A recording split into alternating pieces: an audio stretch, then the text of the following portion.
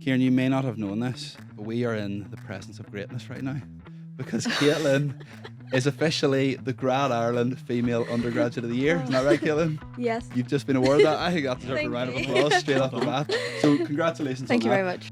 You know, there's this sort of preconception that you should know what you want to do by the time you get to university. You know, you've chosen your degree, so you should be set, and it should be a really linear path from there. But, you know, most students don't have a Scooby. I don't have a Scooby, what I want to do with my life, and that's Me completely... either. I still don't know what I want Yeah, to do with it. we're all figuring it out. Maybe a podcast. Or Maybe, Who knows? maybe. Well, this is it. Hello, everybody, and welcome to Queen's University Belfast Life at the Lanyon podcast. For those that don't know, the Lanyon building is the main building at Queen's, and it's based right in the heart of our campus. But it's also a landmark building and a beautiful building set in the city of Belfast. This podcast is going to give you a real insight into what it's like to be a Queen's student, and also to give you opportunity to find out information so that you can make those informed decisions about whether or not you want to come and study with us. My name is Raymond Miller, and I am the Undergraduate Recruitment Officer here at Queen's. And today's podcast is called Working on It, Finding Your Path to Your Ideal Job. We've got two lovely guests with us today. So we have Caitlin and we have Ciaran, and I'm going to let the guys introduce themselves. Yes. Hello, I'm Caitlin, and I'm a fourth year product design engineering student. And I'm Ciaran. I'm a placement officer in Queen's Management School, and I look after students who are enrolled on a degree that features a compulsory year in industry. Excellent. Thank you for those introductions. Now, Ciaran, you may not have known this, but we are in the presence of greatness right now because Caitlin is officially the Grad Ireland Female Undergraduate of the Year. Isn't that right, Caitlin? Yes. You've just been awarded that. I think that deserves a Thank round of you. applause straight off the bat. So congratulations Thank on you that. very much. And we'll talk a wee bit more detail about what that is. But, you know, presence of greatness here. Awesome. Rockstar alert. Yeah. Okay, so today's podcast is all about kind of finding your ideal job, finding your career path, making yourself more employable while you're at university. And I think the best place to start for that is the Careers, Employability and Skills Service at Queen's. So that is a service that is offered to all our students who want to avail of it. And it allows our students to kind of find your path to your ideal job and to make yourself future-ready graduates. So what does that actually mean? Well, the Career Service have what's called a Future Ready Roadmap. So it's different ways in which they allow you to kind of engage with their service and the different things that they have on offer. So I'm going to go through a few of these. But firstly, there's Discover, which is where you understand yourself and your strengths and what you need to improve. There's Explore, where you would try new things and do different skills and experiences. There's Prepare, which is learning how to promote yourself and your skills. And there's Realize, which is making an informed choice about your future. Now, full details are on the Careers, Employability and Skills Service website there, so you can look those up. But we're going to talk in a wee bit more detail to both Caitlin and Ciaran here. So, Caitlin, if we go through each of those in turn, in terms of that roadmap, finding your career path, how did you kind of discover what you were going to do? Was there a kind of we have a thing at Queen's called Degree Plus, which helps you kind of discover the skills and the pathway to do. Did you take part in Degree Plus while you've been here with us? Yes. So in my second year at Queen's, I did the Degree Plus Route B, which is combined experience. But I know it's been rebranded now as the Future Ready Skills. Future Ready Skills. Apologies to the Careers, Employability and Skills Service. They'll not appreciate that. Yeah, It is now the but Future Ready. when I did it, it was Degree Plus, and basically the combined experience was I was able to take different activities and programs that I'd done to get the certificate. So for me, I was a course rep in my engineering school for 2 years. And I suppose to help people understand that that part of it, the course rep, is where you kind of are the voice for the rest of the students doing that course, and you can relay that information back to the student officers. Each year has one student for I think every 30 members of students. Yeah. So it's like proportional. And we go to the student voice committees where we talk to our senior lecturers and staff involved in the education and voice either concerns or feedback about different systems. Excellent. So I did that for my first and second year at Queen's, and then I also used my part-time job. I tutored Maths and English, and that also qualified under the Degree Plus criteria. And then I did a women's leadership program as well in my engineering skills. So I've basically filled out a few forms and wrote about my experience, submitted that, and then within about a month they got back to me and said, yep, you've qualified for the certificate, and then I Yeah. got it. So it's been very good to have on the CV. Definitely, and that is Yeah. something effectively what Degree Plus, the Future Ready Award is an accreditation for you doing these hmm work related activities. So there's two ways of doing that at Queen's.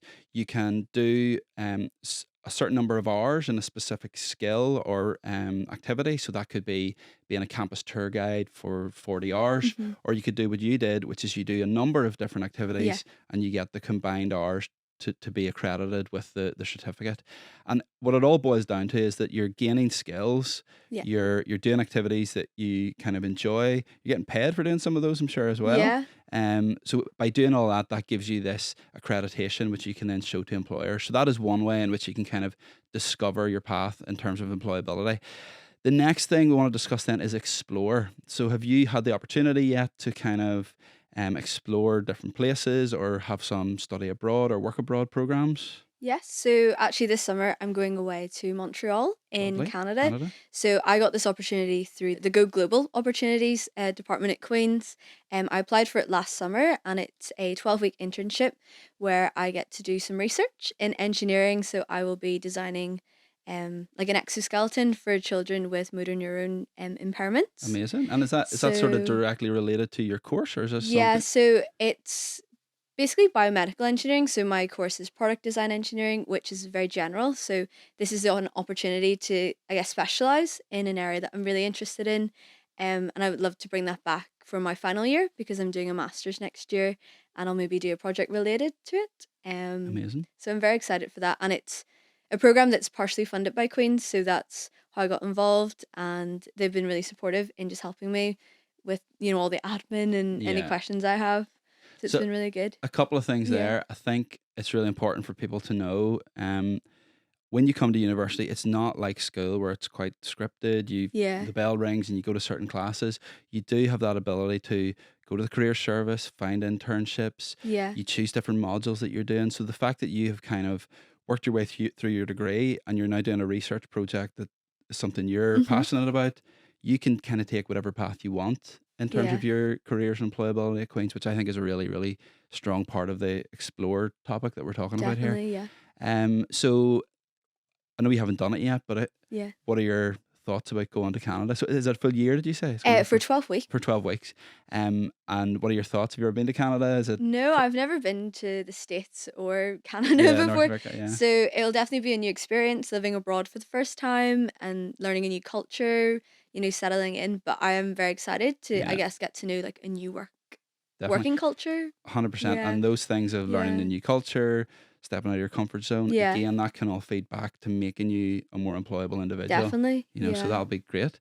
Next thing then is preparing. So within the career service, there is CV support, hmm careers consultations, one-on-one kind of appointments that you can go to. Did you do any of those? I suppose, Ciaran, that maybe feeds into a wee bit about what you would do. You would kind of meet one-on-one with students and help them with those sorts of things. Yeah, absolutely. With the students that I support, yeah, they can meet with me as many times as they want, and we can discuss all aspects of their career aspirations through all of those lenses that you've already Yeah. talked about. That must be quite intense for you at times because you're there to facilitate them. So you maybe have some students who are coming once a day and others who are maybe Well, coming once every couple of maybe months. maybe once a day That's a is bit extreme. probably we might have to have a word at that point. Yeah.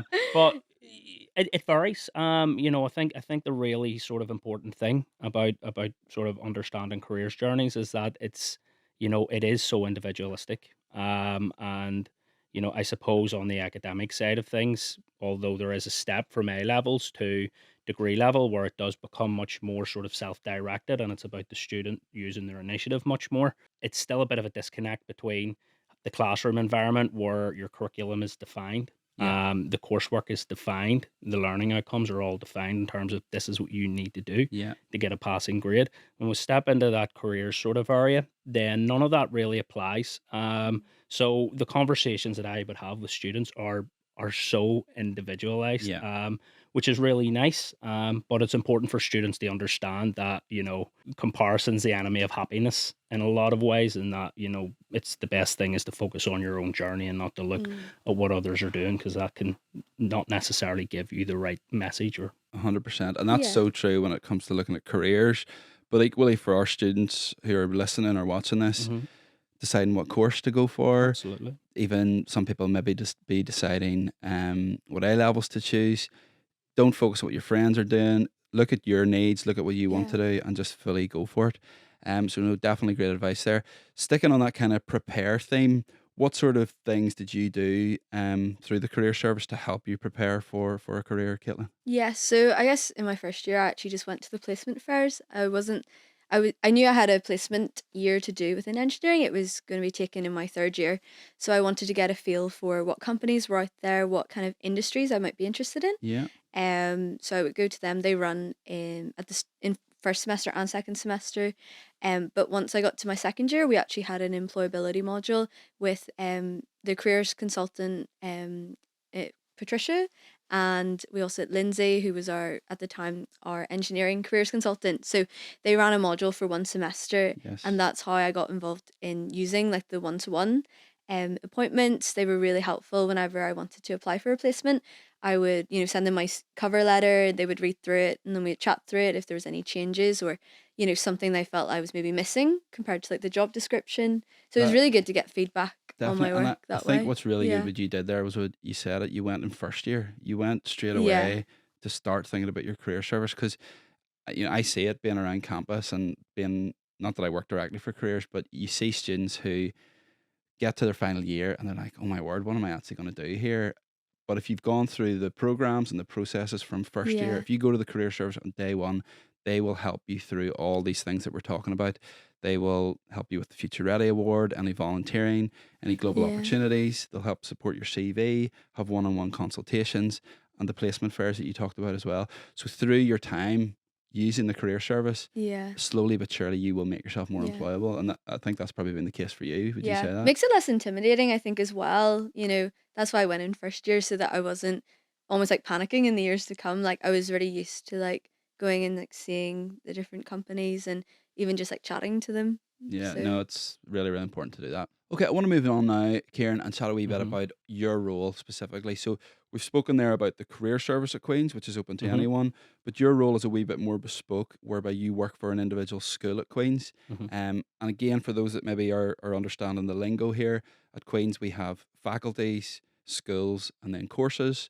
So if you wanted to study business management, for example, that's within the Faculty of Arts, Humanities, and Social Sciences within Queen's Management School, and then that's the course that you can study. So, Uh-huh. a placement officer within the Queen's Management School, Ciaran, what's your role in essence? So my role is essentially to guide students from the moment they walk through our doors on their journey towards securing a sandwich placement and right through that until final year, essentially, when we hand them over to the careers team who will support them on their graduate journey.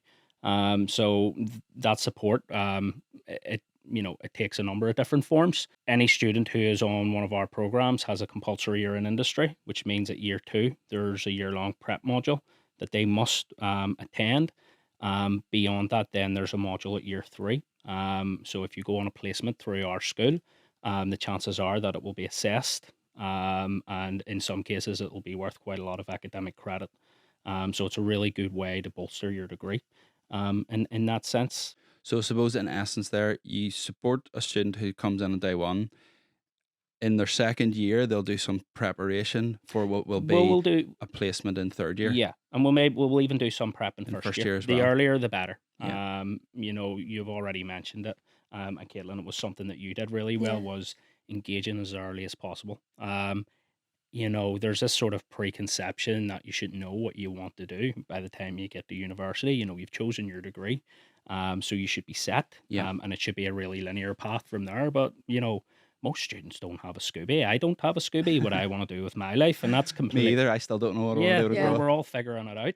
Maybe a podcaster. Who Maybe, knows? Yeah. maybe Maybe after this this. is it. Maybe. But a large part of success on finding a placement, just like finding a job, is understanding what makes you tick. What do I enjoy? What kind of environments do I thrive in? What do I not like? Is as important as knowing what you do like. So that stuff takes time. You can't. It's not just like flicking a light switch. If you're not used to thinking that way, you can't just suddenly start thinking that way and unpack all that.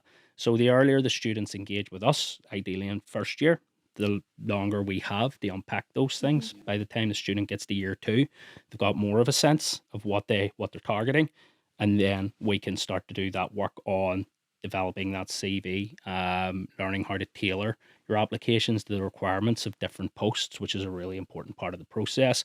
We look at interview preparation. If students have to navigate online tests, which can be part of recruitment processes, we have resources and we can instruct and guide on how to navigate those. Assessment centers, the same thing. So essentially anything to do with a recruitment process, we can prep students for and support them on that. Additionally, a lot of my job is engaging with employers, not just in the UK and Ireland, but also in Europe, in China, and trying to bring opportunities to our students. Interestingly, there you're saying, people don't realize that they have to kind of do some things that they're not comfortable with, do some things that they are, and work out what makes them tick, as you said there.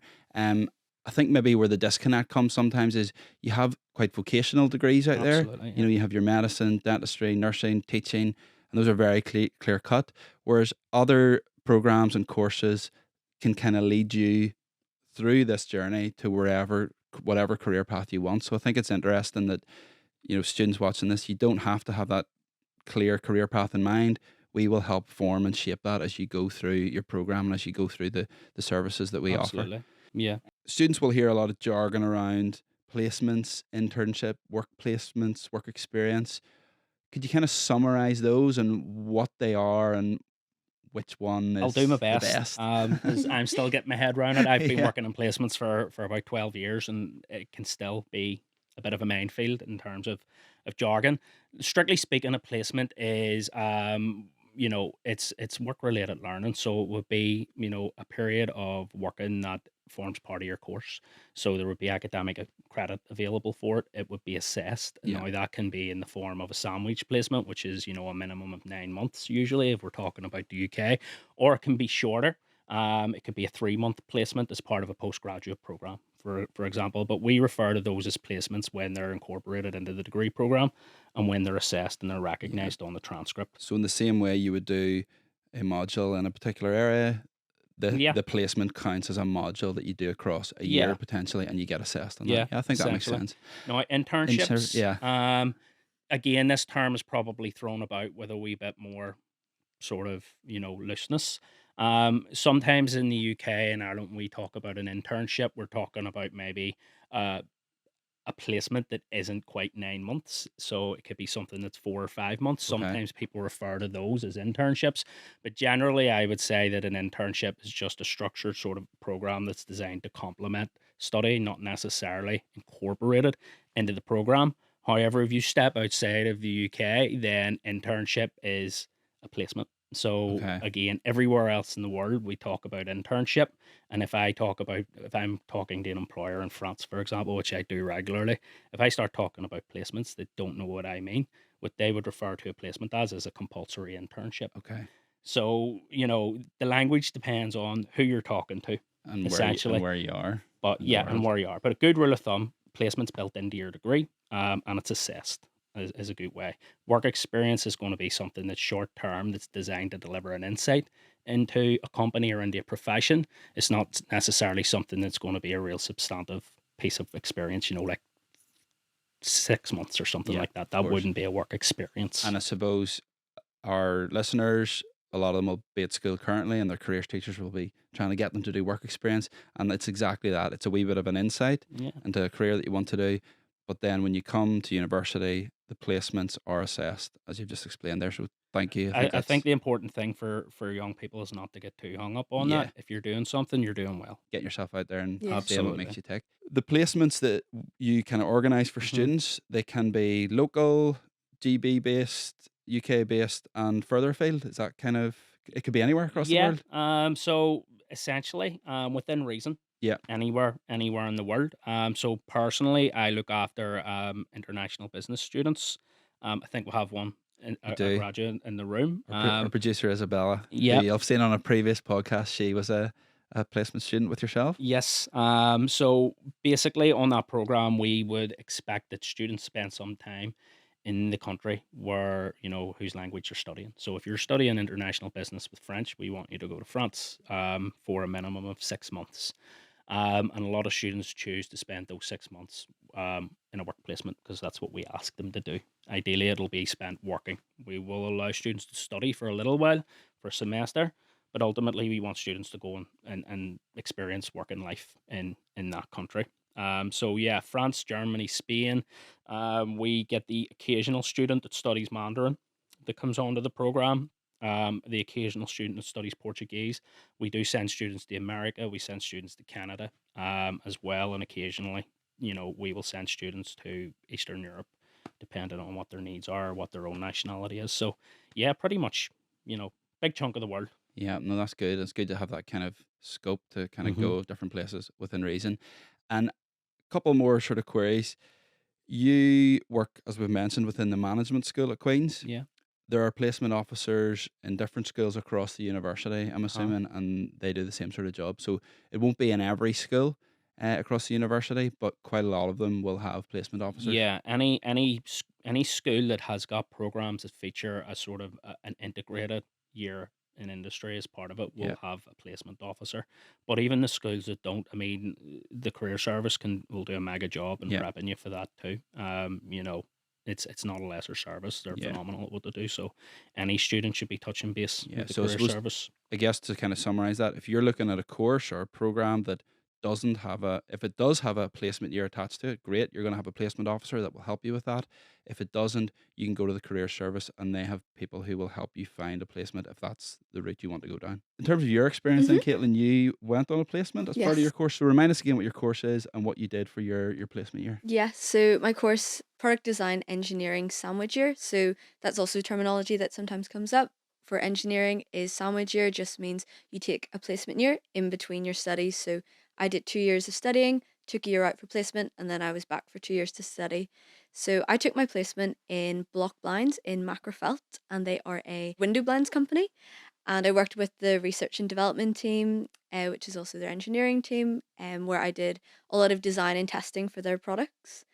And yeah, it was really enjoyable. Any challenges? Like, was it challenging? Obviously, you're gonna have got a lot out of Yeah. it, but did you breeze in and do it, or did you find it was difficult at the start, or how was your Well, I didn't experience? breeze in. I definitely, Yeah, whenever you try something new, there's always going to be a bit of like that challenge of just settling in, finding your feet, what is my role? How do I fit in within this team? So the company is a small to medium enterprise. So I was actually only in a team of 6 people, which is quite small, I think, for engineering companies, but it was great because then I got to know my coworkers and I was given like more responsibility, I guess, yeah, through the role. It wasn't like they just put me in the corner and told me to like print out stuff. Like I was yeah. actually getting stuck in. I suppose because you're in a small Yeah. team there, probably any good skills and capabilities that you have were able to shine through quite easily. Whereas if you're in a big, massive team, Yeah.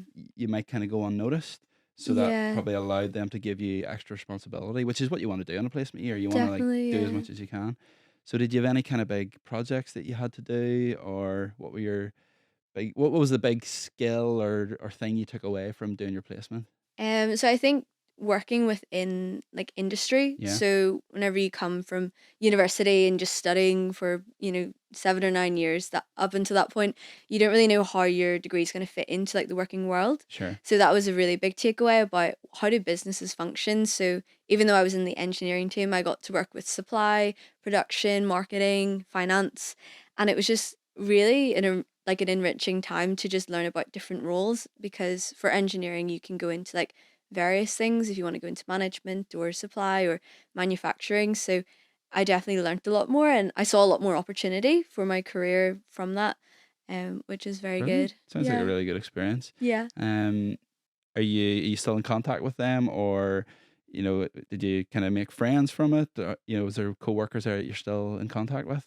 Yeah, I got along with like my Yeah, coworkers and like I've been in contact this year. I had to do some like interviews for like a different course I'm doing to get some like industry insights. So it was really great. I could contact my manager and just ask her like, "Do you mind if we sit down and have a chat about like your career pathway and how you got there?" And they've always said, if I need anything or need any advice, they're more than you can happy go to back to them. if I reach out. So it's great to have like those contacts in industry, Excellent. Good work. Sounds like Yeah. a really good experience. Um, okay, so on this podcast, we like to do a little section called Mythbusters. So I'm going to give you guys a couple of myths, and you have to tell me whether or not you think they're kind of true or false. So the first one, and you've kind of alluded to it here, Okay. Caitlin, but placements have to be with large corporations. So I'm guessing you would say no to that one. Yeah. Well, I think it's up to personal preference. Like I've got friends that they went to really big corporations and they loved it because there was so much structure and so many different teams, and it was very vast, and they really loved that high paced work environment. Sure. And then there was like of myself that went with a local company, and I got to I was like I felt like I was giving back to like the local economy as well by working locally and getting to know people within the community. So it just is personal preference, Yeah. what you want from your job. And Kieran, would you find that some people prefer to go to bigger? Absolutely. I think, look, Caitlin's answered the question for me. Yeah. It depends on the individual. There isn't better and there isn't worse. It's all about fit. If you are a person that sort of thrives on that structure, then yeah, maybe a larger corporation it may be for you. And that's not always true, you know. Yeah. And at the same time, if you do enjoy that freedom or you want a more diverse experience, then sometimes an SME might be the shout for you. But again, S- it depends. SME, small to Small, medium medium Yeah. sized enterprise. enterprise. Yeah. But I think, the only focus on large corporations is, doing yourself a disservice. They only make up a small part of the whole labor market. It's like, Mm, hopefully you can see in the room, we've got these two big giant banners in yeah. here, and your attention shifts towards them and you gravitate towards them because they're there. But ultimately, they only make up a really small part of the room. And if you're spending all your time looking there, then you miss what else is going on in the room. Yeah. And there are tons of amazing opportunities with SMEs who won't be SMEs forever Yeah. as Yeah. well, who are growing, who are doing exciting things that you might not necessarily have heard of before. So I think it's really important to have that open mind, to be pragmatic when it comes to assessing opportunities and not just to be drawn by a name that you recognize. Because when you actually look at that in detail, what do you actually know about that organization other than the brand that you recognize? That's why it's really important to explore and to find out more about things before committing to that Yeah. decision. And Definitely. that's something you've the freedom to do at university, and you've got that support in place with Yeah. careers that can help scaffold that whole process for you. Yeah. So next one is placement years are expensive. What do you reckon, Kieran? So no, if anything, they most of the time will give you an opportunity to sort of claw a few pounds back. We won't approve a placement that is unpaid. Typically, placements tend to be very well paid because it's a competitive market, and our average salary within our school is probably about 20 grand for the year. But it can go as high. We've had outliers that are sort of closer to 50 grand. If you For a decide to go to placement year? London and do investment banking or whatever, Wow. there's some outrageous salaries on offer. No, that's not typical for Yeah. anybody listening. You're not going to get Yeah. 50 grand in your pocket just, for going out for a year. Yeah. But look, generally, you pay a lot in fees. This is a chance to earn a few pound back. And, financially, that's a good thing. But then also in terms of what it does for, for your academic studies as well, it can be really valuable in that sense. So no, not expensive for the most part. If you decide that you're going out to Europe or globally, then there can be some relocation costs associated with that for sure. Whilst we have got some funding in place through certain schemes, we can't cover everything. Yeah. So if you are deciding to go out internationally, then that is something that you have to consider. But again, your placement will always be paid. And yeah, usually, certainly in the UK and Ireland, paid very well. Brilliant. So absolutely no to that one. It's not expensive. It actually gives you No. some money back.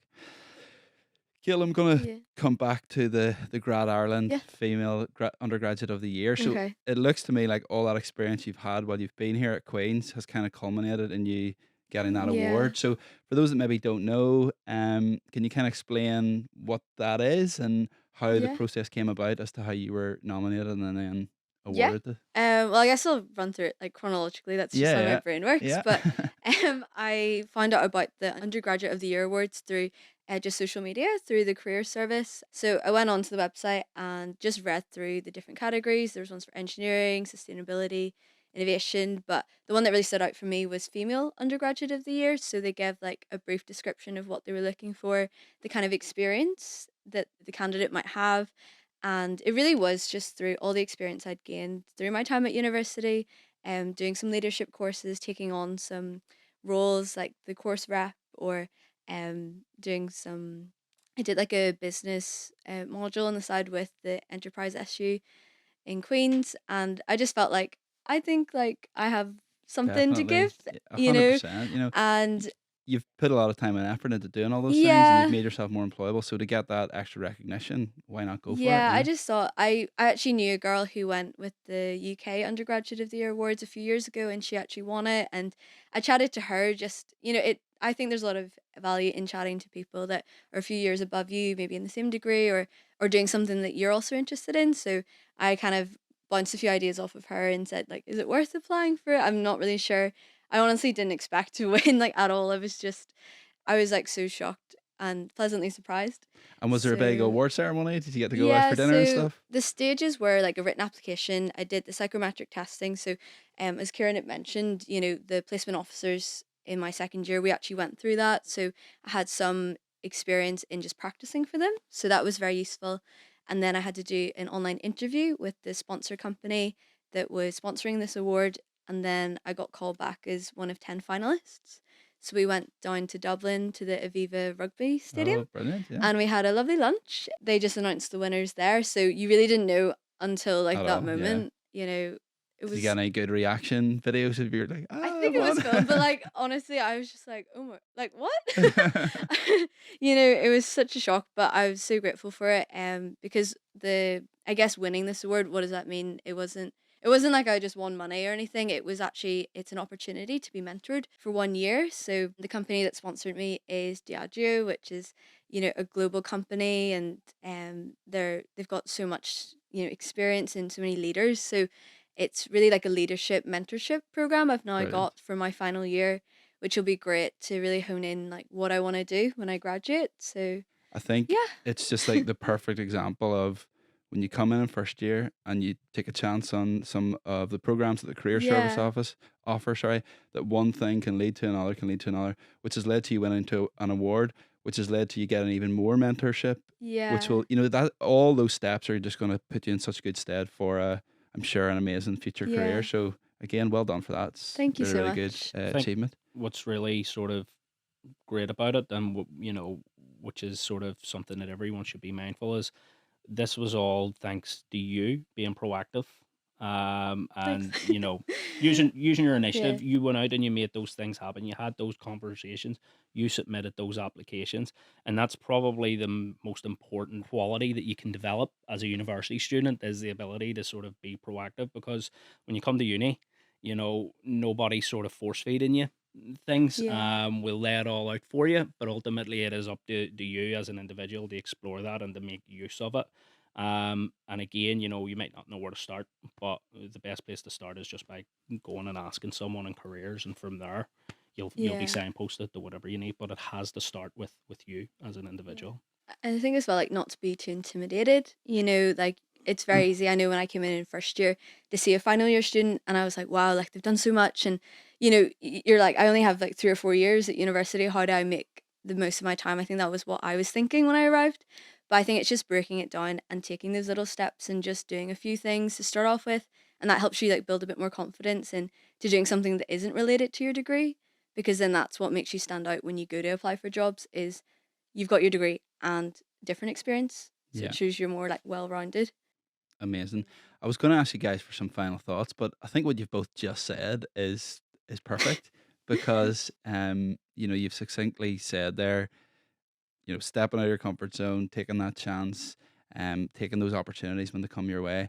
And I think slowly but surely as you go through university, you will, if you take those opportunities, make yourself more employable. Yeah, I Yeah. think I think those opportunities, that is the value of a university education. A degree earns you the right to submit an application Mm. for a job, but rest assured that everyone else who applies for that job will be carrying a similar piece of paper.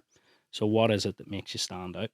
That time spent at university, exploring different things, meeting different people, building up your experiences, building up your skills, building up your network.